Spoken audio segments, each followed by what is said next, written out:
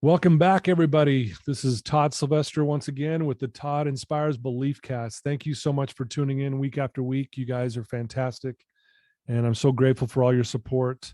I'd like to give a shout out to our sponsors, Siegfried and Jensen, Wasatch Recovery, Mountain West Spine and Orthopedics, my friend Drew Peterson, and a new one that I just joined on was Thread Wallets. They make an incredible product, and Mackenzie and Colby, they're amazing people. So grateful for all their support, and thankful for all of you as well. Like I said, and we've had some amazing guests on and with some amazing topics. And today's going to be no different. Today we are joined by the author of Resolving Spiritual Skepticism in Recovery, Andrew Pierce. Andrew, thank you for joining us. Hey, Todd. Thanks for having me. Hi, everybody. Yeah, so good to have you. You're in recovery yourself, which we'll get into, right? Mm-hmm. Yeah, which is congratulations on your success there. And again, you're doing a lot of good in that community. You're a master's level certified addiction professional. You're a graduate of the Hazelden Betty Ford Graduate School of Addiction Studies. I heard that's a really difficult school. Is that accurate? Yeah, I think it's probably the most rigorous program in the world right now. Wow. Well, Andrew definitely understands the addictive mind. His journey has taken him from owning a multi-million-dollar corporate retirement plan consulting firm to to camping with power in abandoned houses, to becoming one of the most respected, innovative, knowledgeable addiction therapists in Southwest Florida. He has a private practice in Naples, and he's just an amazing person who's doing great things. And we are in for a treat today. So, Andrew, why don't we just start, letting our listeners know kind of a little bit about your childhood, where you grew up. I know that as an infant you were adopted, and maybe just get into that a little bit for us. Sure. I grew up in central Wisconsin, a small town called Wisconsin Rapids. And Okay. my folks my dad was an attorney in town, and it was a paper town on the Wisconsin River. And my dad was an attorney, and my mom was an English major. And so between the two of them, I got my grammar down, and probably made it possible for me to leverage those skills writing as I got older. Right on. So, how were you as a child? Like, what were you into? What maybe some of the things that you kind of was challenging you at the time? Yeah, well, as a kid, and I think this sort of ties into the addiction thing. Most people with addiction, if you go far back enough, you look at family of origin type dynamics, and they can tend to set us up for addiction. As a kid, I don't think the adoption thing I was even conscious of that. It just, you're a kid, right? But I did have ADD. And so I was, running all over the place at all times. And my folks' mantra, which I'm sure they inherited from their folks, was that children are to be seen and not heard. Right. And so if you have this fairly narrow range of acceptable behavior from your folks, and then all your behaviors are falling outside of that narrow range, you can imagine the kind of feedback you generally get over the years. To the extent that first hit a pot or first drink at age 13 or so, the tremendous relief, that because we have no basis of comparison, no baseline stress level. But I suspect that the feedback that I got as a result of that, the inattentiveness in school, having to go take a pill at lunchtime to be excused, all those things, probably contributed to a sense of maybe a social alienation. So I had a couple of friends, very few. I was in Cub Scouts, but even then, I was sort of the odd duck. Yeah. Yeah, I bet that was going to be my next question. Like, how did it affect you with being with friends and stuff? And I'm sure that was tough. Did you find yourself like, feeling down and depressed, or feeling different, and when you realized that maybe your ADD was getting in the way of some of this stuff? Well, that's the thing. I was totally oblivious. I mean, I had no self-awareness really whatsoever. And so for me, I was just very isolated. I have an older brother, 3 years older, and a younger sister, 3 years younger. So I'd pick on the younger sister, and then my brother would pick on me, and Yeah. so it was felt victimized, even though I wasn't. But yeah, I think there was just a lot of isolation. The friends that I did have were also kind of folks that were probably more not ostracized, but excluded from general cliques. And then, of course, when I did start, drinking and smoking pot, I kind of fit in, if you will, with the stoners, Yeah. and that was my clique, Yeah. How old which were my you? folks weren't real happy about that. It was 13, 14, ninth grade. Okay. Eighth or ninth grade, I started, and I basically used substances from age 13 to 17, at Mm. which point I got into some legal trouble, and the judge said, well, you can go to prison for 3.5 years, or you can go to treatment. And I thought for a minute, and seemed like treatment would be an easier choice, an Yeah. easier, softer way, right? Yeah, for sure. And so I did. I went to actually Hazelden, Plymouth, the adolescent unit. I was 17, and I actually got kicked out of there for conspiring to bring pot across the border from Mexico to Brownsville, Texas. And so my folks and the case managers there, thankfully, found a bed for me in Minneapolis at, I guess you could call it a lockup unit.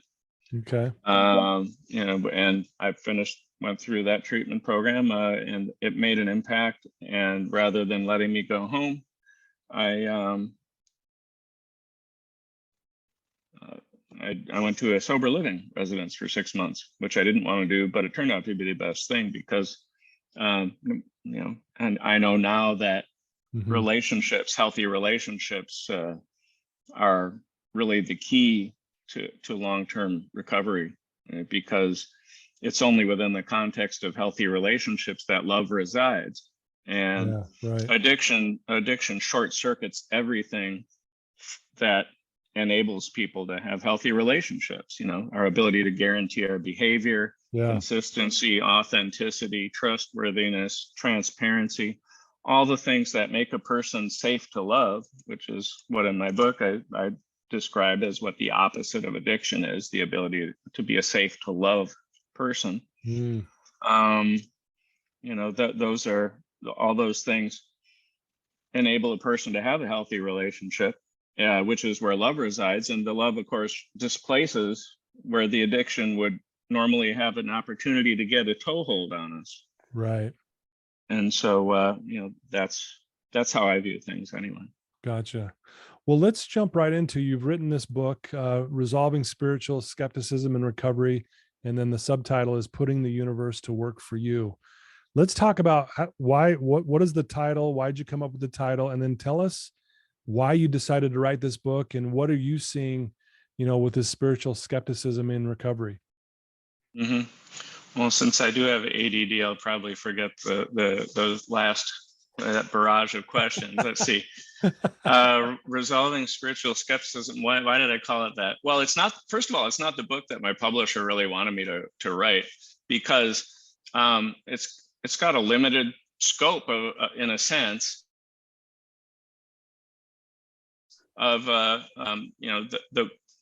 they wanted me to write a book that would have maybe appealed to a wider audience, but I'm very passionate about this specific topic, right? People in recovery that have a problem with spirituality, because I am or was one of them. I mean, I really wrote the book. It's almost an autobiography in the sense that it discusses my particular journey in piecing together, weaving together this model from all sorts of separate sources that basically were saying variations on the same themes.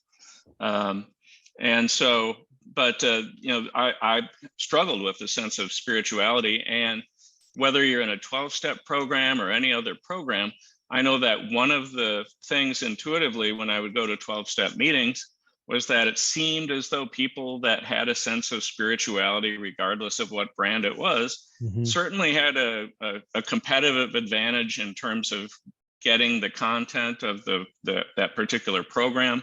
Yeah. And the depth of their recovery and their resilience was much greater than those of us who really had a hard time with spirituality for any number of valid reasons, shame, lack of trust in a higher power, all the things that I talk about in the book that are justifiable barriers to a person adopting a spiritual perspective. But the clinical benefits are significant for adopting a spiritual perspective.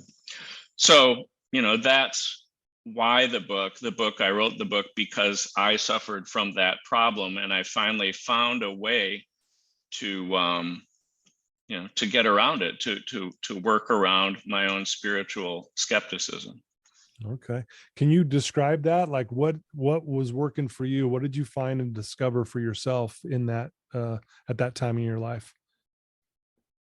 Okay, well, really, this was after grad school, because I was working with a lot of clients that had the same types of issues. And so in the process, when I realized that, just from normal experience, first of all, but from I was listening to a lot of my clients' reasons why they were unable to, adopt a spiritual perspective. And for example, one of them would have been a shame. Okay, so shame is one of the reasons why people have difficulty. They might go to, when we're not able to guarantee our behavior, we have a very difficult time. The kind of feedback that we get as a result is shameful. People say, well, what the heck's the matter with you? Right. What's wrong with you? And so, that's one of the reasons why I certainly had trouble with it. I didn't believe that I deserved any sort of relationship with a higher power, right? A lot of times, going back to, again, family of origin type stuff, the kind of feedback that we got as kids, played an impact. We had to repress our true self in favor of attachment. That's Gabor Mate type stuff. He talks about childhood attachment versus authenticity. And we, the shame isn't just from other people, but it's from ourselves. We hate ourselves. It's low self-esteem, right? We hold ourselves in low regard, so that we don't believe that we are lovable. I did not believe that I was lovable, which is a strange concept if you've never been there, or at least have the contrast, right? I remember talking to somebody that I was dating during the time that I was in addiction. And after I got out of addiction, I was visiting, and I wasn't living where she was. And when I went back home, one of the reasons that she said that she wasn't, didn't really want to be and develop a relationship was because it hurt so much when I would leave, and I didn't understand. I didn't realize it was only then that I was able to realize that I did, even though I'd felt unlovable, other people didn't necessarily see that. My self-perception was different. So resolving the spiritual skepticism in recovery was really important for me, because it's so many people struggle with this problem, because of shame, again, their false self, ego. They don't want to be like their parents, and if their parents were devout in some sort of spiritual sense with a religion, maybe there's some judgment involved. And of course, when we can't guarantee our behavior because of our addictions, and we're used to being judged by regular people, we probably have this idea that a higher power is going to judge us too. So there are just so many reasons. And so what I ended up doing was in college at University of Utah. Actually, I was a philosophy major, and I took a couple of classes back then. One was philosophy of mind, the other one was philosophy of science. And physics was very interesting to me also. Just my dad was into science, and there were some things in quantum physics that there was sort of an aha moment where we learn about things like something called the double slit experiment. Yeah, where consciousness has to do with the outcome. Yeah, I gotta say that sorry to cut you off, but that experiment is amazing, by the way. And if anyone's never looked that up and watched it and what that really is, it's called the double slit experiment, and it's mind blowing. And I'm excited to talk about this because when I saw this, maybe help us understand what is the quantum field theory and how you incorporate that into to all of this. Right. Well, quantum field theory was actually sort of an answer. It provided a solution to the double slit slit experiment, because essentially, with the double slit experiment, just the gist of it was that they shoot an electron through two little slits. There's a screen on the other side. And it seems that when nobody is looking, the electron or photon could have gone through either slit. And what appears on the screen is something called an interference pattern. It looks a little bit like a zebra, but it's basically a probability bell curve where most of the intensity or most of the photons hit the screen in the middle, and it works outward almost like a bell thing. Okay, so if there's one electron or photon leaving the gun and it's hitting in one spot, the only way it's going to make an interference pattern is if it acts like energy as waves. And so what the physicists did was they said, okay, we don't know which slit it went through, but it's acting like it went through both. Otherwise, it wouldn't make an interference pattern. So let's put a little observation device at the slits, and then we'll know what slit it went through.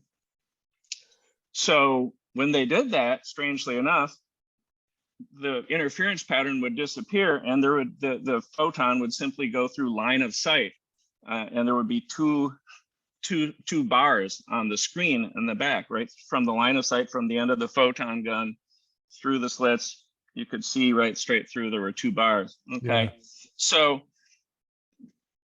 if they looked away and they didn't have knowledge of the system, it would be in the form of energy. When they had conscious awareness or knowledge of the system, the photon would revert to purely particles all the way through. By the way, just as a side note, which ties into the concept of time, is that clearly wherever you put the apparatus, the observation device, it basically backloads history, in time to before it was it's always wave until it's observed. Wow. So now, how does this tie into the quantum field theory? Okay, so this stumped physicists for a long time. How could our knowledge, affect the outcome, have a material impact on the nature of that reality? Well, it turns out, and this was just figured out probably in the last, I think 2012 was when they put in the last piece of this puzzle at the CERN super collider, when they discovered or came up with evidence of what's called the Higgs field. And that's going to become important in a second. Okay. But the underlying substrate of the universe, that's where this question came from, is what is the most fundamental aspect of the universe? We were all taught in school that it was, electrons and protons and neutrons, right? Subatomic particles. And then as we got a little close, more recently, we realized that the protons and neutrons were simply made up of quarks and down quarks. So two types of things. And the physicists kept asking, well, where do those come from, right? Yeah. And that's where the Higgs field comes in, right? Because what happens is the underlying substrate of the entire universe is actually completely just these continuous fields. There's 17 of them, okay? But there are only 3 of them from which all of these quarks and electrons are derivative. So when these fields are energized in one specific area to a very specific amount, an integer amount, that field interacts with the Higgs field, converting that energy to mass, creating a subatomic particle. So, there are like 12 what are called scalar fields, which make different particles, but only 3 of which are what constitute everything you and I see, including ourselves, everything. There's nothing that we can see that isn't simply derivative of those 3 fields, the up quark, down quark, and the electron quark field, okay?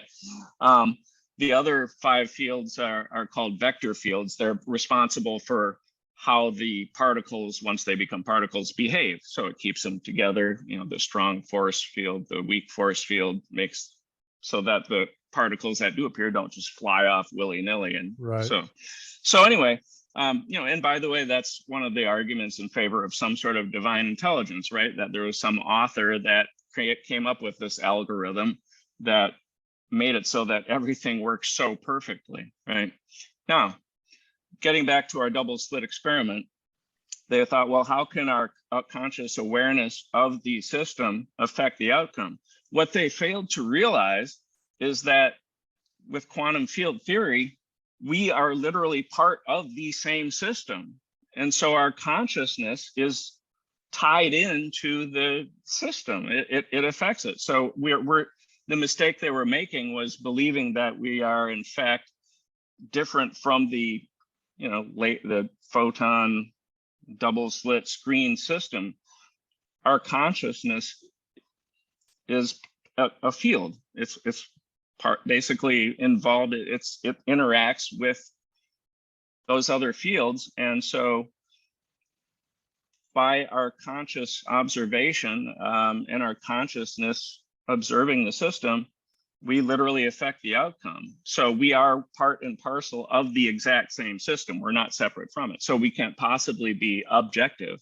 Right. We are in it, right?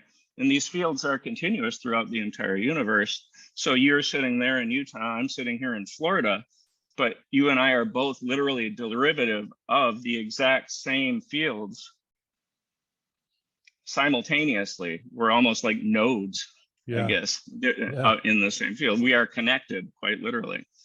And so that's where the quantum field stuff comes in handy. And if you add some information theory in there, the idea that really the fields are infused with information and that it kind of probably had to come from somewhere, that's the small leap of faith that's required, is the logical leap that this maybe didn't just accidentally show up the way it is. You can plug in any higher power you want and it still works.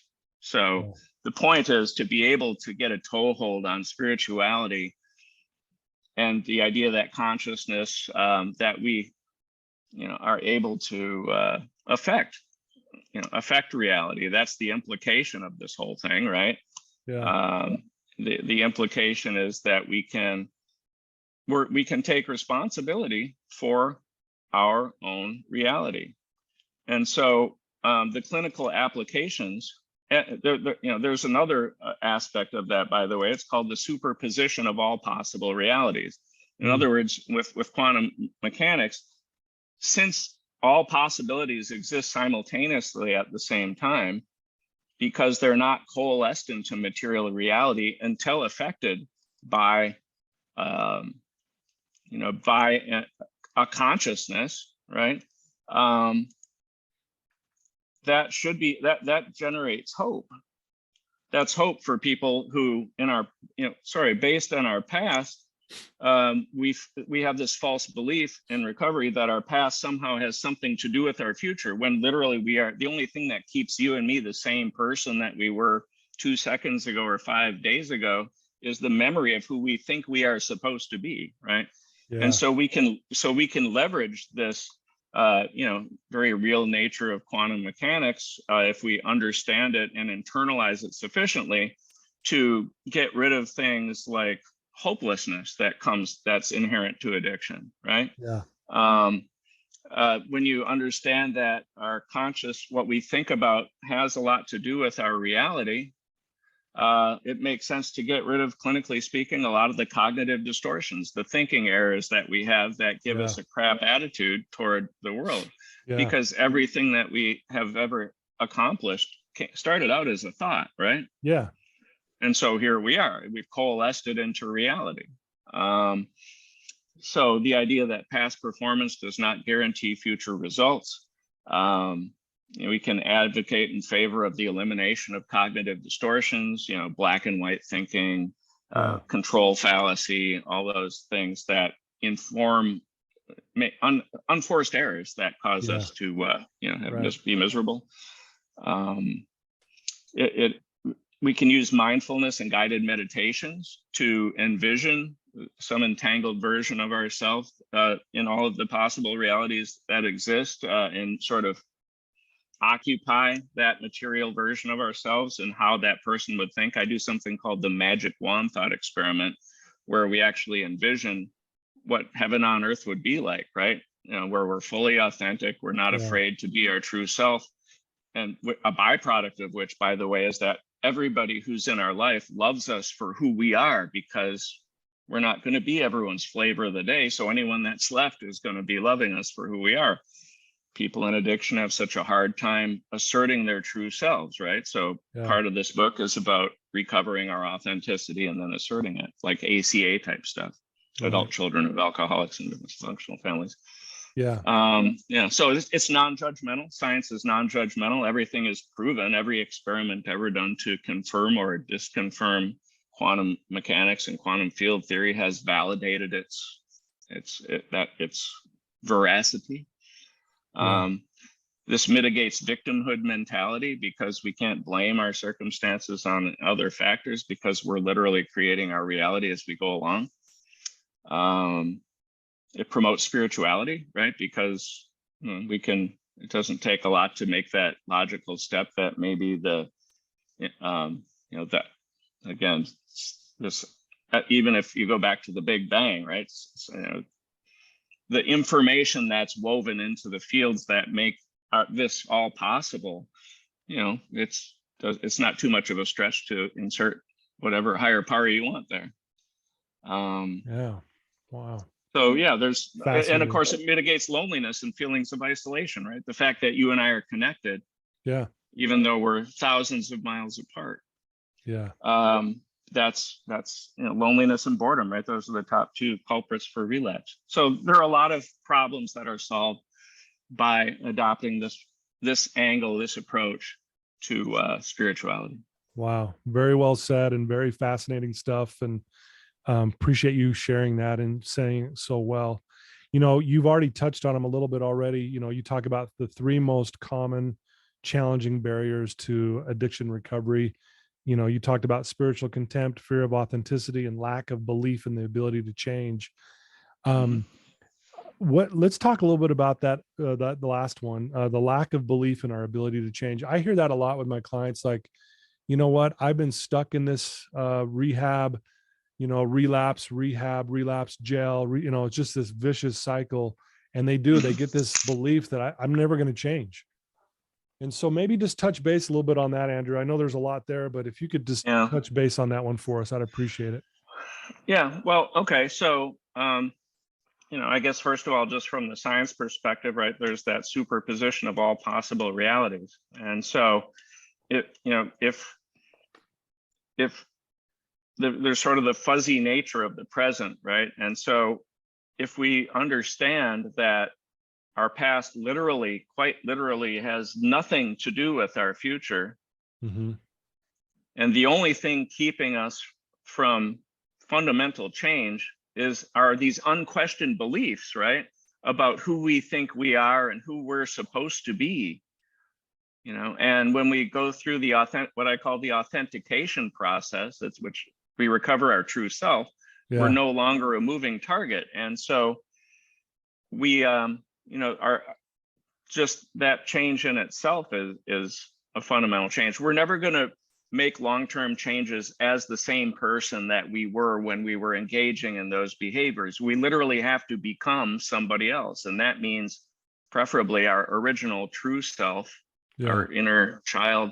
And so when you understand that the way that consciousness works, I like to think there's a benevolent higher power out there. And when our heads and hearts are aligned behind what we truly want in life, what we truly want our life to be like, without taking into account what everybody thinks we should or shouldn't be doing, Right. including spouses, family members, that's a form of prayer. The energy that we put out is like 30 to 40,000 times more than if we're not congruent. So we have to do these meditations, you know, when we get into a meditative state about what we'd like our life to be like and occupy that place, that's a form of prayer, right? And so the universe, whatever you want to call it, tends to conspire in our favor, and we're sort of like switching channels into that reality because they all exist simultaneously. There's not one that doesn't exist. So when we understand the nature of reality and how it works, that in itself ought to be beneficial in helping us to unlearn old beliefs that we can't fundamentally change. It just is illogical, really, to think that we can't change. It's our memories that we have to debunk the false beliefs that our past has anything to do with our future. Wow. Very well said. Thank you so much. So, not only, you know, you're an author, you do counseling and coaching, and what else are you involved in that's kind of helps you, you know, are you doing any other big projects that are on the way that you could maybe let us know what's in the future for you? Well, I'm about 60% of the way through with the study guide for the book that I've written, a chapter by chapter study guide, because it's fairly short. It's 260 pages, but there's no fat, you know, and so every sentence is like, oh yeah.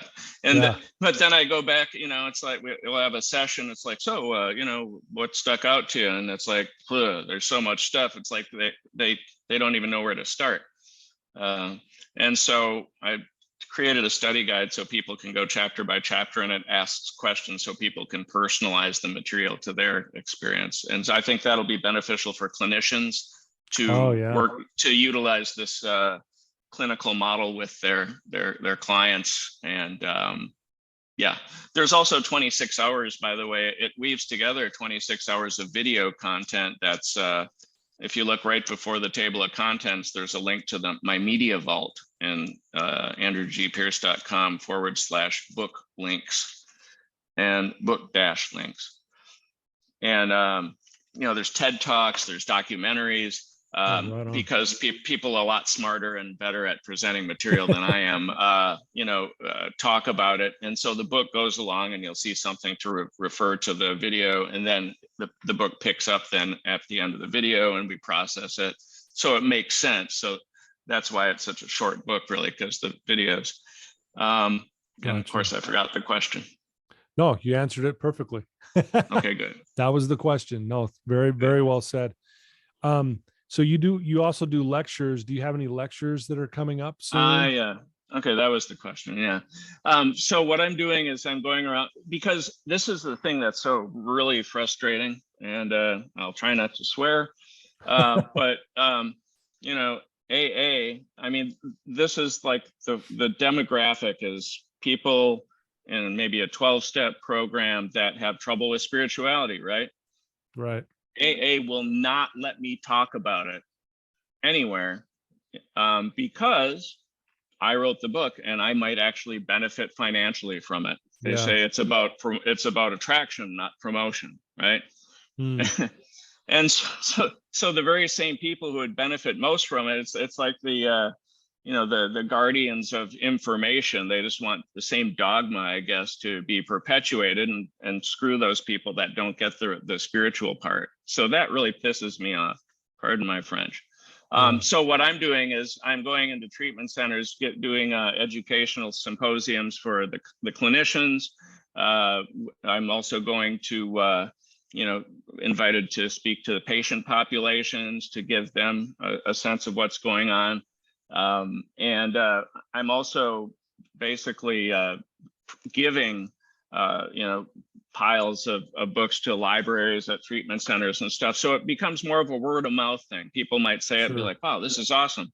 And everybody that's actually read it is blown away by the material. It's got all 5-star reviews on Amazon. I get, emails and letters all the time from people that just are so grateful that I was able to help give them a toehold on spirituality, so that they can fully engage in the 12 promises, which half of which involve spiritual stuff. For sure. So I'm doing and workshops. I'm doing workshops maybe once every couple months. And I've been doing them here in Naples, but my plan is to go around the country to various treatment centers and or mental health places where they deal with a lot of folks in addiction. And it's like a 3-day workshop where it's intensive and it focuses on the material, and people can then, their workbooks, and we process it all in a group setting. It's very intensive, and it was a 4-day workshop, but people have trouble getting away for 4 days. So I was able to condense it to 3 days, and I charge about $1,000 a head for that, which is actually pretty reasonable. And the way that I'm working that out is I'm splitting the revenue with the organizations that sponsor it, so I don't have to worry about getting a hotel and all that other garbage. Right. The local people have their own clientele kind of built in. They can tell who might benefit by this and who might not. Oh, awesome. Is any of that available online for someone to watch your workshops or your lectures? I'm probably going to have a guy come down from St. Louis and videotape some of that stuff.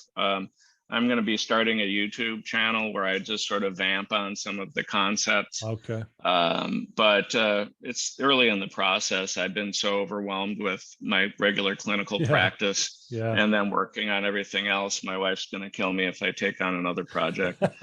I understand that one. Yeah. No, I get but it. I want to. I wish I could do it all because it's such great material. I mean, this is the only field, and this isn't new, by the way. There's there's the law of attraction type stuff, right? Joe Dispenza is where I got the idea from. I read a book of his called Breaking the Habit of Being Yourself when I was doing a sober companion gig up in Tennessee for 3 months. And that's where I started this. I was like, wow, this is awesome. It's a field-based change model, but he doesn't explain the science behind it. And I'm one of those guys that's so skeptical that if I don't understand it, it's just a bunch of snake oil and some guy trying to enrich himself. So I spent 2 years in the rabbit hole, extracting all of the best material and including it in the order that the book is in my media vault. And putting this together, I said, well, this is great. Why hasn't somebody applied it to addiction? Because there's that extra layer of pathology, the shame, the learned helplessness, all that stuff. And so I'm the first person, I guess, that's put this material together and applied it to an addiction context. And I'm really trying to get it to be basically another viable clinical model, because with my clients and the workshop attendees, we get traction on it and it changes their life. It's unbelievable. It's cheating, actually. It shouldn't be allowed because we're taking advantage of an aspect of reality that's not leveraged by everybody. Right.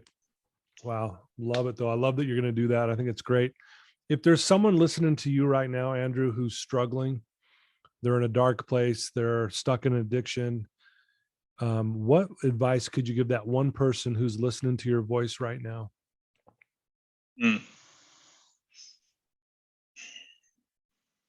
I would say don't listen to yourself because you're going to lie. And an addict in isolation is in terrible company. Listen to the people who intuitively love you and who, because intuitively that you're not living up to your true potential. Yeah. believe people when they tell you that you're so much more. That's Yeah. what I would say. Wow. It's I watched the latest Matrix show, and Keanu Reeves said something interesting, because it's kind of based on this type of concept. He said, Yeah. This isn't a movie; it's a documentary. Mm. And it is, it's only to the extent that we believe in ourselves that we actually apply our gifts. If we don't, if we're conditioned by family of origin and our addictions that we can't follow through and do stuff, we can't guarantee our behavior, that we suck. Even though we don't suck, we're not going to Yeah. try it. That's why I use the example of the elephant at the circus, the giant elephant in front of the Yeah. big top munching hay between sets. He's got a rope tied to his back leg and a stake stuck in the ground, right? And anybody Yeah. would look at that picture and be like, oh, that's ridiculous. He could easily run off into the tent or the parking lot and on a rampage.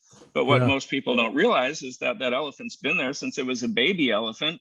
And the stake and the little rope worked, and so eventually it quit trying. And that's what addiction and family of origin stuff is like. We forget. It undermines our ability to even dream. That's when I do the magic wand thought experiment, where I give people a magic wand and I say, okay, I want you to come back with an essay. It's also on my website, andrewgpierce.com/magic wand. It's got all the questions, but here's a magic wand. Describe in rich detail what your life would be like if time and money is no object. You could have anything you want. You could, you could look. It was perfect. Life is heaven on earth. What would that look like?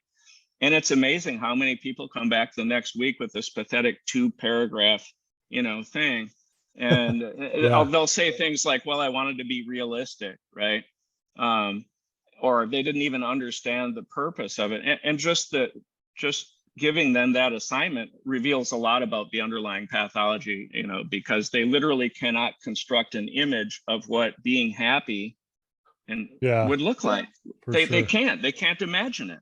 And the average person can. And so, that's what learned helplessness is. We can't even piece together an image of what that would look like. It's very sad. Yeah. Well, thanks for sharing that. And if, again, you've mentioned it a few times, but if someone wants to reach out to you, if they want to buy your book, if they want to learn more about your lectures, the magic wand experiment, what is the best place? Is it just your website? Yeah, it's just my website, andrewgpierce.com. Okay. And that's got the contact information is my cell number. It's right here. It will go right to me. Right on. If I don't answer, it's because I'm doing a podcast or I'm in a session or otherwise indisposed. But that's the best way to reach me. You can punch in the keywords "resolving spiritual skepticism" on Amazon, and you'll see some amazing reviews. And you'll get it faster. Otherwise, the ones that are ordered from my website, I fulfill those and I can sign them. I mean, I don't know why people want an autograph, but whatever. If they do, they might. I'll do that. Yeah. But yeah, that's the best way to reach me. It's got my phone number on the website, and I work with people all over the world. I don't have to be in Florida or in Naples to work with me. I do it with Zoom nowadays. That's been pretty normalized. For sure. And and if people want me to do a workshop near them, they can reach out to me and I'll try and coordinate with their mental health provider and see if we can get enough people to show up to make it worthwhile.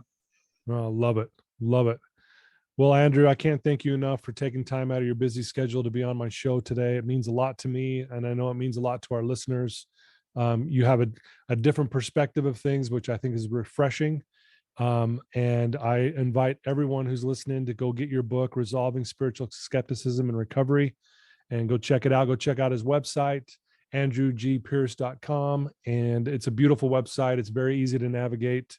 And Andrew, you really are just doing a lot of great in this world. And I thank you for your time today. Well, thanks a lot, Todd. I'm happy to be a blessing any way that I can. Awesome.